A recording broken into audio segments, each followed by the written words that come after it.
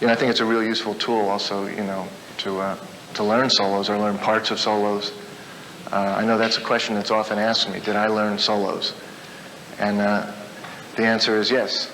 I actually never, though, really transcribed a lot of solos.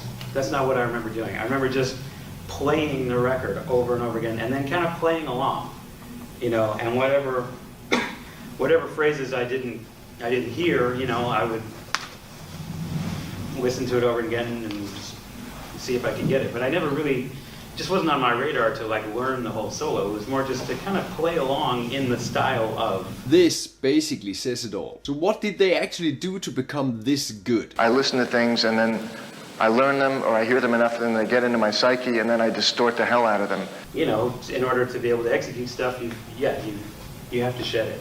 And what does this even mean when they say this? Shredded, distort the hell out of it. We'll get into all this throughout this video. If you're wondering about how you can get the best jazz vocabulary and how you could get the best jazz sound, what method you should use to get incredible jazz language into your playing, this is probably the video you want to check out. We are diving into the method of the world's greatest saxophone players, Chris Potter and Michael Brecker, and how we can adapt their learning methods into our own playing. When you want to deep dive into this topic, I really recommend you to grab the lesson manual on Patreon. There's a full subscription of all the lines, all the licks, all the phrases we're doing and how to get them into your playing. All the examples are clearly laid out. Take it in your own pace, and you can easily overview the examples that you can loop them, play them, shred them like you like. Grab the deep dive PDF on Patreon. The download link is in the description right below. Michael Brecker says they have transcribed other people's solos, or at least parts of them. And both Michael Brecker and Chris Potter says it's very, very important to learn other people's lines. If I heard a lick that I like, I'd steal it. Steal them, take them and get them into your playing to learn the sound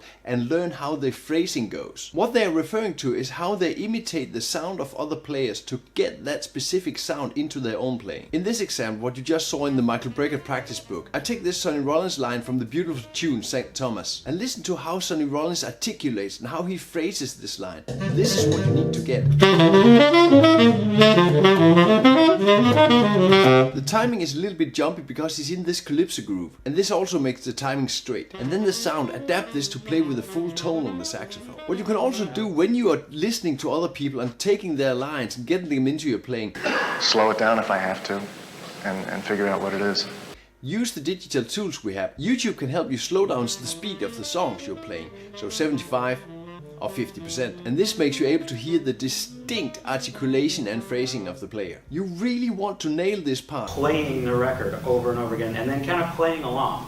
Because this is how you get the actual sound and actual phrasing into your playing. When you have found any piece of material you want to have in your playing, from any soloist, learn it by heart, get it into your head and shred it. It's much more than just learning it by heart that you can play it. You really need to know it in your fingertips. I guess you could codify them, you know, and analyze them. If you're spending any time at all thinking about that, the moment is gone. What Chris Potter says here is that you need to know it on a level that you're not thinking about it and it just comes out. Make it yours. If you need to think about it, you have missed the chance. I want to switch the example into a Coltrane example on Oleo.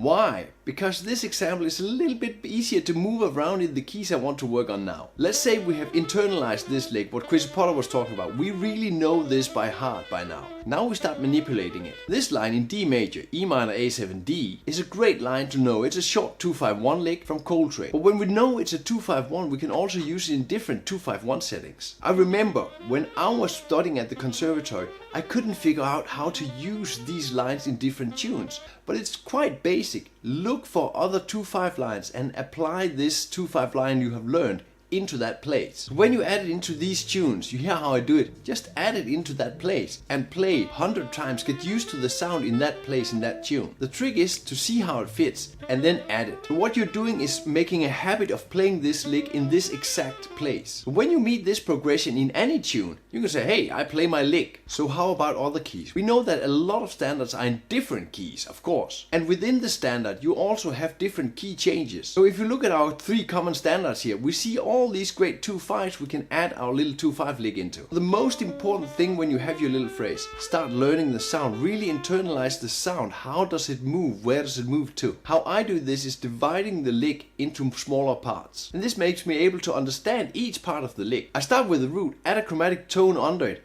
then I run up that scale. I put an enclosure in front of the C sharp, the third of the A chord. Then I run down the scale of the A chord. Hit the third of the root as a target note, the F sharp. So when I'm training this lick, I really imagine these words in the sound, that becomes one thing. At some point I do not imagine the words anymore, I just hear the sound. With these words, with this sound in your head, it gets much easier to move the lick into a new key. Start easy, try C major. In C major, you start adding the names of what you have learned in the new key. So you start on a D, you put a chromatic step in, you move up the scale, you put an enclosure, you hit the B, you go down that scale, and then you hit the E of the C major. Because it's new to me, I want to practice it thousands of times, really a lot. Get the new key into your fingers as if it were the old key. So knowing all these lines has no use if you do not know where to use them. Please use them. Immediately add them into the music, into the tunes you are playing. When you add your lines into your music or into your tunes, it's not always the first line you have to play. Sometimes there's a lot of way before you get to the place where you have to play your line.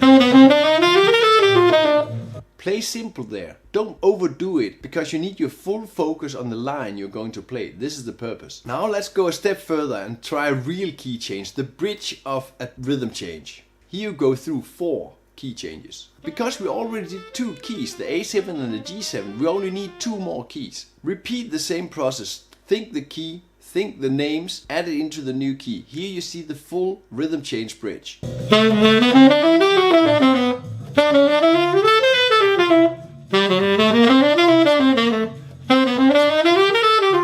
And it sounds really nice, and it's a nice way to move around this bridge. But of course you want to use these licks in many other places.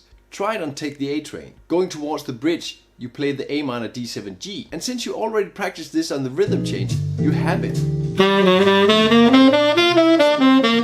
Again, remember that the focus should be on playing the lick, not all the way there. In the deep dive PDF on Patreon, remember that I have put all these different licks and a lot more in many keys that you can train these different keys. It's basically a grab and go. Look at it, check it out, grab these beautiful licks. Now let's try alter it. I listen to things and then I learn them or I hear them enough and then they get into my psyche and then I distort the hell out of them.